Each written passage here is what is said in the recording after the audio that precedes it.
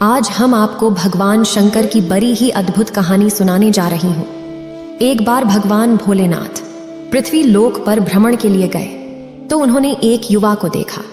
वह ईश्वर को दोष देता जा रहा था। वह अपने जीवन से निराश था, दुखी था। तब भगवान शंकर बौद्ध भिक्षु का रूप धारण करके उस युवा को असली दुख के बारे में ज्ञान देते हैं। तो चलिए इस कहानी के माध्यम से समझते हैं कि असली दुख क्या होता है। अगर आप यह कहानी सुन रहे हैं तो पूरा सुनिए। इस कथा को आधा अधूरा छोड़कर जाने की गलती मत करिएगा, क्योंकि इस पवित्र कथा को पूरा सुनने से मनचाहा फल की प्राप्ति होगी। इसलिए इस कथा को पूरा सुने। आप शिव भक्त हैं तो भोलेनाथ का अनादर ना करें। सुख और दुख एक ही सिक्के के दो पहलू हैं। ये बात तो आपने सुनी ही होगी। सुख और दुख हमारे जीवन में लगातार आते ही रहते हैं और हमें लगता है कि हमारे जीवन में हजारों दुख हैं, हजारों समस्याएं हैं। लेकिन अगर आप वास्तविक तौर पर देखें, अगर आप इस बात को अच्छी तरह से समझें, तो आप ये समझ पाएंगे कि हमारे जीवन में केवल एक ही दुख होता है। और दुख क्या है वो हम इस कहानी के माध्यम से जानेंगे। और उस दुख का निवारण, उस दुख का समाधान क्या है, वो भी हम इस कहानी में ही जानेंगे। तो इस कहानी के अंत तक जरूर बने रहिए। एक समय की बात है, एक गांव में एक व्यक्ति रहता था। उसका नाम सोनू था। वह बड़ा आलसी था और अपने जीवन से बहुत निराश था। और उसका कारण यह था कि उसने अब तक अपने जीवन में कुछ भी हासिल नहीं किया था। वह कुछ भी नहीं करता था। उसके घर वाले भी इस बात से बहुत परेशान रहते थे। वे चाहते थे कि वे बाहर जाकर कुछ अच्छा काम करें, कोई अच्छी नौकरी कर ले, लेकिन वह उनकी एक नहीं सुनता था। उसके घर वाले दूसरों का उदाहरण देकर उसे ताने मारते थे, उसे तरह तरह की बातें कहते थे, लेकिन उसे कोई फर्क नहीं पड़ता था। जबकि उसके सारे मित्र कामयाब हो चुके थे। कोई अच्छा व्यापार कर रहा था तो कोई अच्छी नौकरी कर रहा था, जिस कारण जब भी वो लोग मिलते तो वे लोग अपनी बढ़ चढ़कर बड़ाई किया करते। लेकिन सोनू कुछ नहीं करता था, जिस कारण जब भी कोई उससे पूछता कि तुम क्या कर रहे हो, तो वह कुछ नहीं कह पाता। उसे यह कहने में बहुत शर्म महसूस होती थी कि वह कुछ नहीं करता। वो हमेशा सबसे केवल एक ही बात कहता था कि मैं कोशिश कर रहा हूं।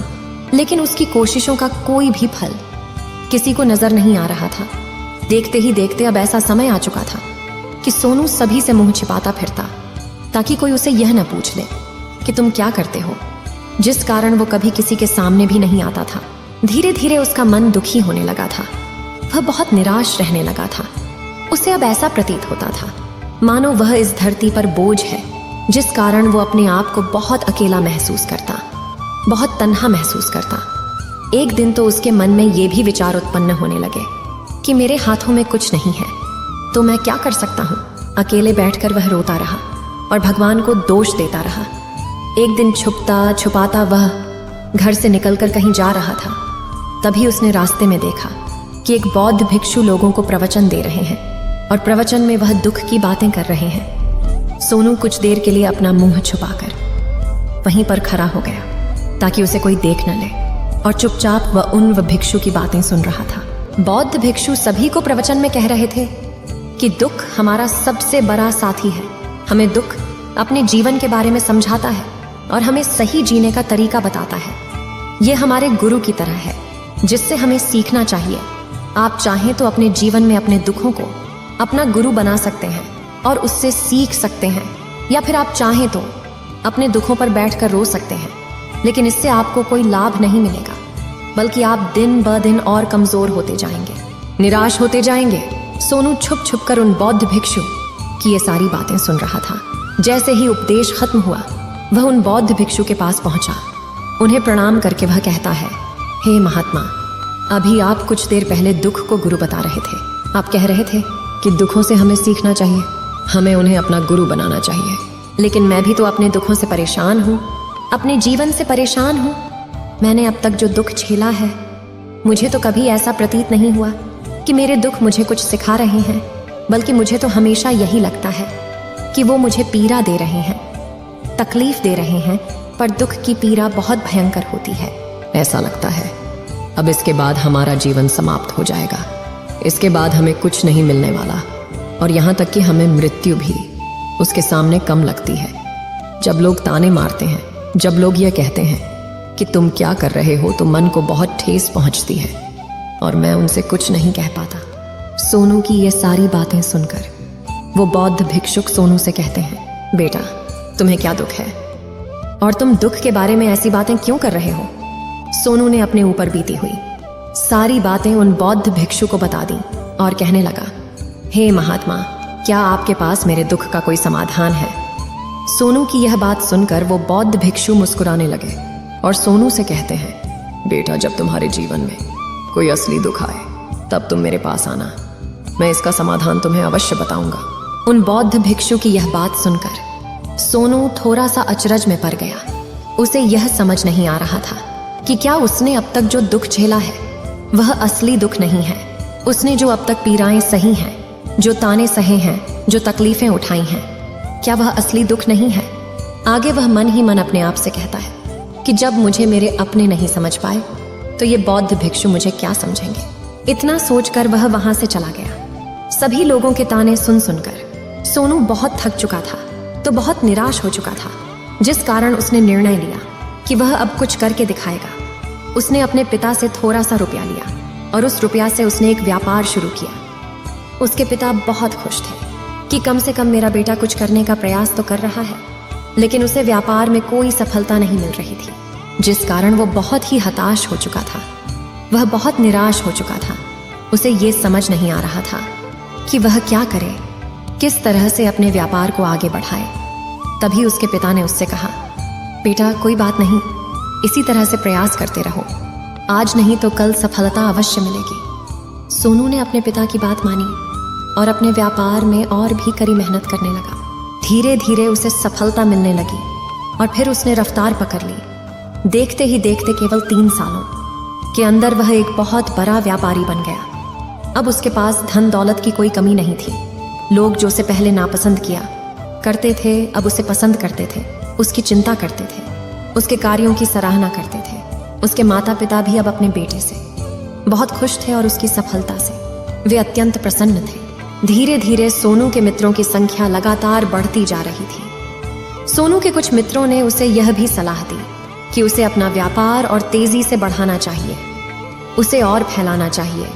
जब तुम आज केवल इस नगर के सबसे बड़े व्यापारी हो, तब तुम इतना खुश हो, तुम्हारे साथ ये सारे लोग हैं। वहीं पर तुम सोचो कि जब तुम इस राज्य के सबसे बड़े व्यापारी बन जाओगे, तब तुम्हारे यहाँ पर लोगों की भीड़ लग जाएगी। लोग तुमसे मिलने के लिए समय निकालेंगे। यहाँ तक कि इस राज्य का राजा भी तुमसे मिलना चाहेगा, तुम्हारी तारीफ करेगा, और यदि कभी ऐसी जरूरत आन पड़ी तो वह तुमसे धन भी उधार लेने के लिए अवश्य आएगा। सोनू को अपने दोस्त की यह बात बहुत पसंद आई। सोनू ने सोचा कि मेरे मित्र सही कह रहे हैं, मुझे अपने व्यापार को और बड़ा करना चाहिए और फैलाना चाहिए, तभी तो हर कोई मेरे बारे में जान सकेगा, हर कोई मुझे पहचानेगा। उसने बिना देरी किए, अपने समय को बिना गवाए अपने व्यापार में और मेहनत करने लगा। लेकिन अब की बार उसके मन में धैर्य नहीं था, जिस कारण उसने कुछ अनुचित कदम उठाए ताकि उसका व्यापार जल्दी से जल्दी और बड़ा हो जाए। उसने कई लोगों से अधिक मात्रा में धन उधार ले लिया, जिससे उसके ऊपर अब काफी ऋण हो चुका था। और इतना ही नहीं, वो यहाँ पर नहीं रुका। उसने अधिक से अधिक मुनाफा कमाने के चक्कर में अपने माल की गुणवत्ता को भी खराब कर दिया, जिससे अब उसके माल में वह बात नहीं रह गई थी जो पहले हुआ करती थी। लेकिन वह अपने मित्रों की बात सुनता रहा। जैसा उसके मित्र कहते थे वो वैसा ही करता चला जा रहा था। यहाँ तक कि उसने अपने व्यापार को और भी तीव्रता से बढ़ाने के लिए अपने दूसरे छोटे व्यापारियों के खिलाफ षड्यंत्र भी रचने शुरू कर दिए, जिस कारण उसके मन में अब पहले जैसा वह सुकून नहीं था। उसे अब रातों को नींद नहीं आती थी। वह केवल एक ही विचार में लगा रहता था कि किस तरह से उसका व्यापार पूरे राज्य में फैल जाएगा और वह इस राज्य का सबसे बड़ा व्यापारी बन जाएगा, जिस कारण वह दिन रात केवल इसी मेहनत में लगा रहता, वह किसका व्यापार जल्दी से जल्दी और बड़ा हो जाए। हालांकि उसके पास अब सब कुछ था, धन दौलत, अच्छा घर, गाड़ियां, नौकर चाकर, सभी सुख सुविधाएं। लेकिन उसके बावजूद भी वह उन चीजों का लाभ नहीं उठा पा रहा था, क्योंकि उसका पूरा ध्यान केवल अपने व्यापार को और उन्नति पर ले जाना था। एक दिन सोनू अपने रथ पर बैठकर एक मार्ग से होकर गुजर रहा था। तभी रास्ते में उन्हें गुरुवर का आश्रम पड़ा। ये देखकर वह उन बौद्ध भिक्षु के पास गया और बौद्ध भिक्षु से कहने लगा, हे महात्मा, आपने कहा था कि जब मेरे जीवन में कोई असली दुख आए तब मैं आपके पास आऊं। इस कारण मैं यहाँ पर आया हूँ। आज मैं बहुत दुखी हूँ। मैं रातों को सो नहीं पाता। मेरे पास सब कुछ होते हुए भी मैं उनका लुत्फ नहीं उठा पाता। उसने अपनी सारी बातें एक एक करके उन बौद्ध भिक्षु को बता दी। तभी वह बौद्ध भिक्षु सोनू से कहते हैं, बेटा, जब तुम पहली बार आए थे तब भी तुम बहुत दुखी थे, लेकिन तब तुमने अपने दुख से क्या सीखा था? इसके जवाब में सोनू उन बौद्ध भिक्षु से कहता है, हे महात्मा, जब मैं अपने जीवन में कुछ नहीं कर पा रहा था तब मैंने अपने दुखों से यह सीखा था कि केवल सोचने मात्र से कुछ नहीं होगा। उसके लिए हमें कुछ करना भी पड़ेगा, और केवल कोई कर्म करना ही हमें सफल नहीं बनाता, बल्कि उस कर्म को उसके अंजाम तक पहुंचाना हमें सफल बनाता है।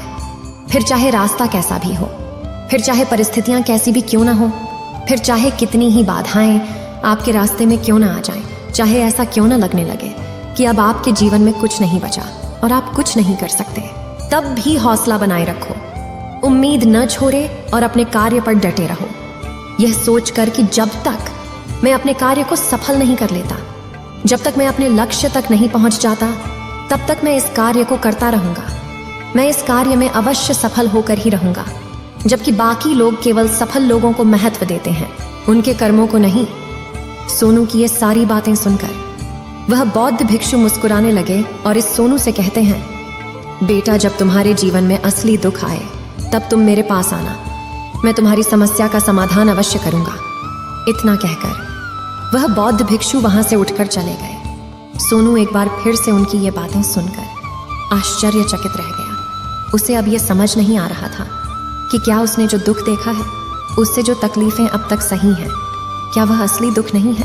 उसके मन में अब एक सवाल उत्पन्न होने लगा कि असली दुख क्या है और इसकी पहचान क्या है, और मुझे कैसे पता चलेगा कि इस समय में असली दुख मैं हूं। लेकिन उसने कुछ नहीं कहा। वह यह सब सोच ही रहा था कि तभी वह बौद्ध भिक्षु सोनू के पास एक बड़ा सा घड़ा लेकर पहुंच जाते हैं। उस घड़े के अंदर सोने के सिक्के थे। उस घड़े को देते हुए वह बौद्ध भिक्षु सोनू से कहते हैं, बेटा, तुम इसे उस पैर के नीचे दबा दो, क्योंकि ये मेरे किसी काम का नहीं है। जब मुझे इसकी जरूरत पड़ेगी तब मैं वहां से खोद कर इसे निकालूंगा, लेकिन अभी के लिए इसे वहां पर मिट्टी के नीचे दबा दो। सोनू ने उस बौद्ध भिक्षु की बात मान ली और वो घड़ा उस पैर के नीचे जाकर मिट्टी में दबा दिया। इतना करके वह गुरुवर को प्रणाम करता है और वहां से वापस अपने घर की ओर लौट जाता है। धीरे धीरे समय बीतता गया। समय के साथ साथ सोनू व्यापार में और भी ज्यादा उन्नति कर चुका था, लेकिन माल की गुणवत्ता अच्छी न होने के कारण अब उसके व्यापार में घाटा होने लगा। और धीरे धीरे ऐसा समय आया कि उसका व्यापार पूरी तरह से चौपट हो गया। अब उसके पास कुछ नहीं बचा था, बल्कि उसने जो कर्जे लिए थे वो कर्जे भी अब उसे चुकाने थे। लेकिन वह तो यह सोचकर निश्चिंत था कि उसने जो कुछ भी कर्जे लिए हैं वो कर्जे उसने अपने मित्रों से लिए हैं, जिस कारण वह उन्हें लौटाने में थोड़ी देर अवश्य कर सकता है। वह तो यह सोच रहा था कि उसके मित्र उसका बुरे समय पर साथ देंगे, लेकिन सबसे पहले उसके मित्र ही उसे अपना कर्ज वापस लौटाने की मांग करने लगे। तब सोनू को एहसास हुआ कि कोई भी अपना नहीं है। उसने अपने मित्रों से उस कर्ज को लौटाने के लिए थोड़ी सी मोहलत मांगी, लेकिन सोनू के किसी भी मित्र ने उसे कर्ज लौटाने के लिए वह मोहलत नहीं दी, बल्कि वे लोग उसे जान से मारने की धमकी देने लगे।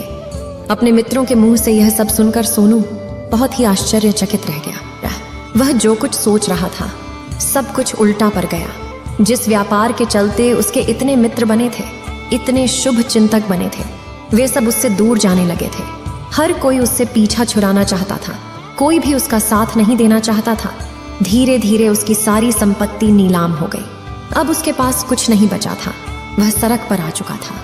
उसने हार मानकर अपने माता पिता से कहा, पिताजी, मेरी मदद कीजिए, मेरे ऊपर बहुत ऋण है, मुझे उसे लौटाना है, कृपा करके मुझे थोड़ा सा धन दे दीजिए। इस पर सोनू के पिता ने सोनू से कहा, बेटा, मेरे पास तो ले देकर बस यही एक छोटा सा घर है। अगर ये अभी मैं तुम्हें दे दूं, यदि मैं इसे भी बेच दूं, तो मैं और तुम्हारी माँ कहाँ रहेंगे? हमें भी दर दर की ठोकरें खानी पड़ेगी, हमें भी सड़कों पर भीख मांगनी पड़ेगी। ले देकर अब हमारे पास केवल यही संपत्ति बची है, इसलिए मैं तुमसे क्षमा मांगता हूँ।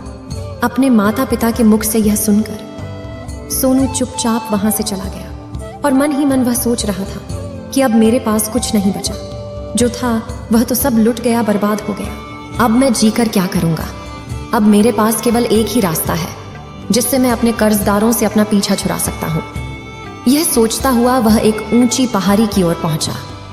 वह पहाड़ी पर चढ़ता ही जा रहा था कि तभी उसे याद आया कि उन बौद्ध भिक्षु ने कहा था कि जब तुम पर असली दुख आए तभी तुम मेरे पास आना, मैं तुम्हारी समस्या का समाधान अवश्य करूंगा। यह सोचकर सोनू के मन में एक बार फिर उम्मीद की। वह लहर दौड़ पड़ी। सोनू तुरंत दौड़ता हुआ उन बौद्ध भिक्षु के पास पहुंचा और सोनू ने उन्हें प्रणाम करके अपने ऊपर बीती हुई हर एक बात उन्हें बता दी और कहने लगा, हे महात्मा, आपने कहा था कि जब मेरे ऊपर असली दुख आएगा तब आप उसका समाधान अवश्य करेंगे। तभी वह बौद्ध भिक्षु सोनू की इस बात को सुनकर मुस्कुराने लगे और कहते हैं, बेटा, कहाँ है असली दुख? जब तुम्हारे जीवन में असली दुख आएगा तो मैं उसका समाधान अवश्य करूंगा। उन बौद्ध भिक्षु के मुख से यह सुनकर सोनू के सब्र का बांध टूट गया और सोनू ने उन बौद्ध भिक्षुओं से कहा, हे महात्मा, आखिरी असली दुख क्या होता है? क्या मैंने आज तक जो भी दुख झेला है, जो भी तकलीफें आज तक मैंने सही हैं, क्या ये दुख नहीं है? क्या इसे दुख नहीं कहते? तभी वो बौद्ध भिक्षु सोनू से कहते हैं, बेटा, पहले तुम मुझे ये बताओ कि तुमने अपने दुख से क्या सीखा है। इसका जवाब देते हुए सोनू उन बौद्ध भिक्षु से कहता है, हे महात्मा, मैंने तो यही देखा है कि जो लोग तुम्हारी तरक्की में तुम्हारा पीछा करते हैं, तुम्हारे साथ जुड़ते हैं, वो लोग तुम्हें अवश्य धोखा देंगे, क्योंकि ऐसे लोग बुरे समय पर तुम्हारा साथ नहीं देने वाले, बल्कि तुम्हारा फायदा उठाने का ही वह प्रयास करेंगे। इसलिए ऐसे लोगों पर भरोसा न करें, बल्कि जो लोग तुम्हारी असफलता के समय पर, तुम्हारे बुरे समय पर तुम्हारे साथ खड़े हैं, वही तुम्हारे असली मित्र हैं और वही तुम्हारे साथ रहते हैं। और ऐसे लोग तुम्हें बहुत कम मिलते हैं, और जिन्हें भी ऐसे लोग मिलते हैं उन्हें हमेशा उनकी कद्र करनी चाहिए। आगे सोनू उन बौद्ध भिक्षु से कहता है कि जब तुम कोई कार्य कर रहे हो तो उसे पूरी ईमानदारी से करो, धैर्य रखो, लालच न करो और अपने लक्ष्य तक पहुंचने के लिए किसी के लिए भी कोई षड्यंत्र न रचो, क्योंकि ऐसा करने से तुम्हारे साथ ही बुरा होगा और तुम्हें हमेशा नुकसान में रहोगे। सोनू की ये सारी बातें सुनकर बौद्ध भिक्षु उस पैर के पास पहुंचे। उन्होंने गड्ढा खोदा और वह घड़ा निकालकर उस सोनू के हाथ में थमा दिया, जिसमें सोने के सिक्के भरे हुए थे। वह घड़ा सोनू के हाथ में थमाते हुए उन बौद्ध भिक्षुओं ने कहा, लो इसे पकड़ो, और जब तुम्हारे जीवन में असली दुख आए तब तुम मेरे पास आना, मैं इसका समाधान अवश्य करूंगा। सोनू अब भी बड़ी अचरज में था। उसे यह समझ नहीं आ रहा था कि आखिर ये असली दुख है क्या। लेकिन उसने अपने हाथों में पड़े हुए उस घड़े को देखा जिसके अंदर सोने के सिक्के थे। ये देखकर उसे मन ही मन ये लगा कि चलो, अब तो थोड़ी सी राहत अवश्य हो जाएगी। मैं अपने मित्र का वो कर्ज लौटा सकूंगा और एक नया व्यापार भी फिर से आरंभ कर सकूंगा। जिस कारण उसने उन बौद्ध भिक्षुओं को प्रणाम किया, उनका धन्यवाद किया और वहां से चल पड़ा। सोनू ने उस सोने के सिक्कों से सभी का कर्जा लौटा दिया और अपने लिए एक बार फिर से नया व्यापार शुरू किया। व्यापार छोटा था, लेकिन अब की बार सोनू बहुत खुश था। उसने पूरी ईमानदारी, मेहनत और लगन के साथ अपने व्यापार पर काम किया और देखते ही देखते एक बार फिर से वह एक बड़ा व्यापारी बन गया। लेकिन अब की बार वो बहुत खुश था, क्योंकि इस बार उसने कोई लालच नहीं की, ना ही किसी के लिए षड्यंत्र रचा, बल्कि उसने पूरी ईमानदारी और मेहनत के साथ अपने व्यापार पर काम किया। लेकिन जैसे जैसे आप धनी होते जाते हैं, जैसे जैसे आप अमीर बनते जाते हैं, आपके मन में एक डर और उत्पन्न होने लगता है, और वह अपनी दौलत को न खो देना, जिस कारण आप लोग दान करना शुरू कर देते हैं, पुण्य करना शुरू कर देते हैं, लोगों की मदद करते हैं, ताकि आपके जीवन में कभी कोई दुख ना आए। लेकिन यह जीवन सुख और दुख का संगम है, जिस कारण हर किसी को सुख और दुख से होकर गुजरना ही पड़ता है। इसी वजह से एक बार फिर से सोनू के जीवन में एक और दुख उत्पन्न हुआ। अब की बार उसके माता और पिता दोनों की मृत्यु हो गई। सोनू अपने माता पिता से बहुत प्रेम करता था, जिस कारण उसके मन को बहुत गहरा आघात पहुंचा। जब आखिरी बार वह उन्हें देख रहा था तो उसके मन में हजारों सवाल उत्पन्न होने लगे। वह अपने घर लौटा। घर लौटकर उसने देखा कि जिस संपत्ति के लिए वह हमेशा लड़ते झगड़ते रहते थे, आज उसकी देखभाल के लिए कोई नहीं था। उसके माता पिता ने जो भी मेहनत की, जो भी अपने जीवन में इकट्ठा किया, सब यही रह गया। लेकिन अब सब कुछ खत्म हो चुका था। और सोनू का मन अब बहुत बेचैन हो रहा था। उसके मन में हजारों सवाल उत्पन्न हो रहे थे और वह अपने आप को बहुत अकेला महसूस कर रहा था। उसे बहुत खाली सा महसूस हो रहा था। उसने इधर उधर देखा, लेकिन उसे कुछ समझ नहीं आया। तभी उसे उन बौद्ध भिक्षु की याद आई। वे तुरंत ही भागा भागा उन बौद्ध भिक्षु के पास पहुंचा। उसे देखते ही उन बौद्ध भिक्षु ने सोनू से सवाल किया और कहा, क्या बात है बेटा, क्या कोई फिर से दुख आन पड़ा है? तभी सोनू ने कहा, नहीं गुरुदेव, अब तो सब ठीक है, लेकिन आज मेरे माता पिता की मृत्यु हो गई और मैं बहुत अकेला महसूस कर रहा हूँ। मैं बहुत दुखी महसूस कर रहा हूँ, जैसे कुछ खाली सा है, जैसे कुछ अकेलापन सा। तभी वह बौद्ध भिक्षु सोनू से कहते हैं, बेटा, इसमें दुखी होने वाली बात क्या है? यह तो जीवन है, एक दिन तो सभी को जाना है। यहाँ पर कोई भी रहने नहीं आया और ना ही कोई रहेगा। हम सब एक ना एक दिन मृत्यु को प्राप्त हो ही जाएंगे। और मृत्यु कब आएगी ये किसी को नहीं पता। हो सकता है कि तुम्हारी मृत्यु कल ही हो जाएगी या फिर आज और अभी। यह सुनकर सोनू आश्चर्यचकित रह गया। उसने उन बौद्ध भिक्षु से कहा, हे महाराज, आप ये क्या कह रहे हैं? मैं तो अभी जवान हूँ और मुझे तो अभी अपनी पूरी उम्र जीना है। मैं तो जीना चाहता हूँ, कुछ करना चाहता हूँ, और आप कह रहे हैं कि मैं कभी भी मृत्यु को प्राप्त हो सकता हूँ। इस पर वो बौद्ध भिक्षु सोनू से कहते हैं, बंदे, इस भ्रम में मत रहना कि मृत्यु केवल बूढ़े को आती है। बूढ़ों के सामने तो उनके जवान बच्चे तक मर जाते हैं। मृत्यु कभी किसी की उम्र देखकर नहीं आती और ना ही किसी को बताकर आती है। उन बौद्ध भिक्षु के मुख से ये सारी बातें सुनकर सोनू और भी ज्यादा बेचैन हो गया और वो चुपचाप वहां से चला गया। उसके मन का वो खालीपन अब भी वैसे ही था। वह भी अपने आप को बहुत अकेला महसूस कर रहा था। उसके बाद से उसका मन अपने व्यापार में भी नहीं लगता। जब भी वह कोई कार्य करता तो उसके मन में ढेर सारे प्रश्न उठने लगते हैं। वो क्या कर रहा है, क्यों कर रहा है, और उसने इस कार्य को क्यों किया? उसके मन में अब एक और प्रश्न उत्पन्न होने लगा था, क्या हम यहाँ पर केवल इसीलिए आते हैं कि इस जीवन को भोगे और एक दिन मृत्यु को प्राप्त हो जाए? वह यह समझ नहीं पा रहा था कि जीवन का असली मतलब क्या है। उसने कई विद्वानों से पूछा, अपनी तरफ से जो मुमकिन हो सकता था खोजबीन की, लेकिन उसे कोई भी जवाब नहीं मिल पा रहा था। और जब उसे कोई जवाब नहीं मिला तो उसका दुख और भी बढ़ गया, जिस कारण उसके मन की बेचैनी और भी बढ़ चुकी थी। और उसे यह समझ नहीं आ रहा था कि वह क्या करे, कहाँ जाए, किससे पूछे। तभी उसे फिर से उन बौद्ध भिक्षु की याद आई। वे एक बार फिर से उन बौद्ध भिक्षु के पास पहुंचा और उसने अपने मन की सारी बातें उन गुरुवर को बता दी। तभी वो बौद्ध भिक्षु मुस्कुराने लगे और सोनू से कहते हैं, बेटा, आज पहली बार तुम्हारे जीवन में असली दुख उत्पन्न हुआ है। वास्तव में तो यही है जिसे हम दुख कह सकते हैं, जो दुख कहलाने लायक है कि हमें पता ही नहीं हम क्या कर रहे हैं, कहाँ जा रहे, क्यों जा रहे हैं, वो कौन है, क्या है, क्यों है, हम क्या करना चाहते हैं। तभी सोनू ने कहा, हे महात्मा, मेरे इस दुख का समाधान कीजिए, मुझे इस दुख का निवारण दीजिए। तभी वह बौद्ध भिक्षु सोनू से कहते हैं, हम सबके अंदर क्रोध, लालच, लोभ जैसी कई वासनाएं हमारे अंदर घर करके बैठ जाती हैं, जिस कारण हम अपने जीवन को टुकड़ों में जीते हैं और हमारी चेतना कभी एक नहीं हो पाती। हम कभी एक जगह सोच नहीं पाते, समझ नहीं पाते और हमारी ऊर्जा शक्ति भी पूरी तरह से छिन्न भिन्न हो जाती है। और आजकल के इस दौर में हमारे पास तो इतना भी समय नहीं कि हम एक पल निकाल करके, एक पल के लिए मूर कर अपने आप को देख सकें, अपने आप को समझ सकें। वास्तविकता में हर कोई यहाँ पर अपने जीवन भर केवल दुख दुख कहकर चिल्लाता रहता है। उसका समाधान निकालने का हर मुमकिन प्रयास करता है, लेकिन जिसे हम दुख समझते हैं वह तो दुख है ही नहीं, तो इसका समाधान आपको कहाँ से मिलेगा। ये तो परिस्थितियां हैं जिसके कारण हम अपने आप को दुखी समझते हैं, अपने आप को तकलीफ में समझते हैं। जैसे हम एक परिस्थिति से निकलते हैं, हम किसी दूसरी परिस्थिति में फंस कर रह जाते हैं। जिस प्रकार हम पहली समस्या का सामना करते हैं, उसी प्रकार हम दूसरी समस्या का भी सामना करते रह जाते हैं। और जब हम इन परिस्थितियों से हार मान लेते हैं, जब हमें लगता है कि अब कोई रास्ता नहीं बचा, तब हमारे सामने हमें केवल एक ही रास्ता नजर आता है और वह है मृत्यु। लेकिन यह कोई समाधान नहीं है, ये कोई रास्ता नहीं है।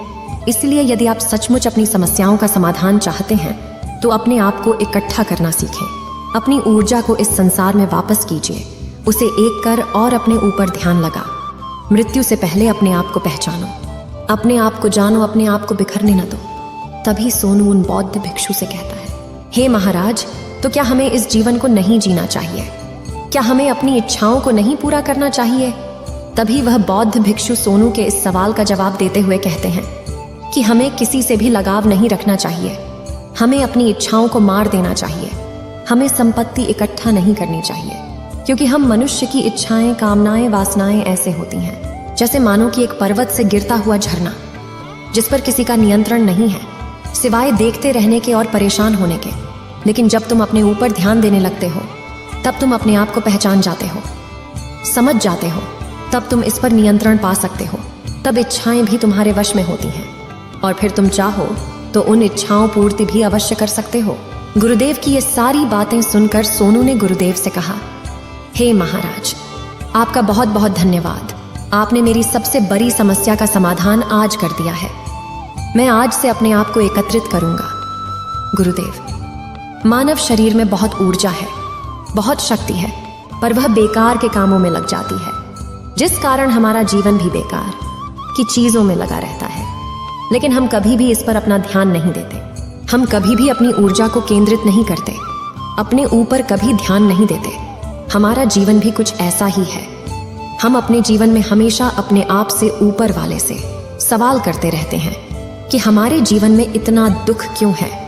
हम सभी के मन यह सवाल तो अवश्य ही उठता है और इसका जवाब है कि वह ईश्वर यह चाहता है कि हम अपने जीवन के अंतिम दुख तक पहुंच सकें, उस गहराई तक पहुंच सकें जहां पर हमें यह पता चल सके कि हमने अभी तक अपने आप को नहीं जाना, अपने आप को नहीं पहचाना।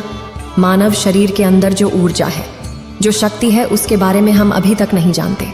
हम अपने आप को चाहे तो एकत्रित कर सकते हैं, अपने आप पर नियंत्रण पा सकते हैं, लेकिन हम अपनी इस ऊर्जा का बेअर्थ उपयोग करते रहते, व्यर्थ की चीजों में लगा देते, जिस कारण हम अपने आप को कभी नहीं पहचान पाते और ना ही कभी अपने आप पर नियंत्रण पा सकते हैं। लेकिन यदि आप अपने आप को जानना चाहते हैं, अपने आप को पहचानना चाहते हैं, तो पहले आपको खुद को एकत्रित करना होगा, अर्थात ध्यान लगाना होगा। ध्यान से ही आप अपने दुखों की उन समस्याओं का समाधान निकाल सकते हैं और तभी आप अपने आप को पहचान सकते हैं, जान सकते हैं और अपने जीवन के हर दुखों का समाधान भी कर सकते हैं। इस वीडियो को बोलते समय कोई त्रुटि हो तो मैं क्षमा चाहती हूँ। उम्मीद है आप सभी को ये वीडियो अच्छी लगी होगी। अगर आप शिव के सच्चे भक्त हैं तो चैनल को सब्सक्राइब और वीडियो को लाइक करके कमेंट में हर हर महादेव लिख दीजिए।